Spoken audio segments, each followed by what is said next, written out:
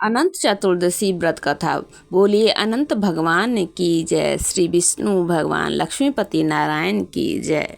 प्राचीन काल में सुमंत नाम की ब्राह्मण के एक सुशीला नाम की कन्या थी।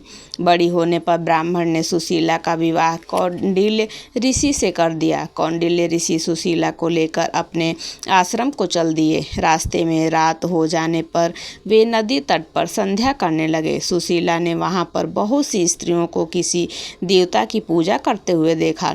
सुशीला के पूछने पर उन्होंने विधि पूर्वक अनंत व्रत का महत्व समझाया। सुशीला ने वहीं उस व्रत का अनुष्ठान करके 14 गांठों वाला डोरा हाथ में बांध लिया और अपने पति के पास आ गई। कौंडिल्य ऋषि ने सुशीला से हाथ में बंधे धागे के बारे में पूछा तो उसने सारी बात समझाई। कौंडिल्य ऋषि सुशीला की बातों से अप्रसन्न हो गए तथा उसके हाथ में बंधे डोरे को अग्नि में जला दिया। यह अनंत भगवान का अपमान था। कौंडिल्य ऋषि की सुख संपत्ति नष्ट हो गई। सुशीला ने इसका कारण डोरे की जलने की बात दोहराई।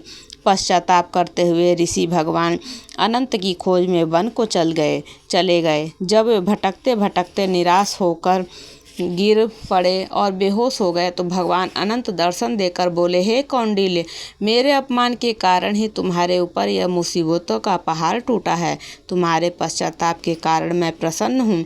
आश्रम जाकर 14 वर्ष तक विधि विधान पूर्वक अनंत व्रत करो, तुम्हारे सारे कष्ट दूर हो जाएंगे।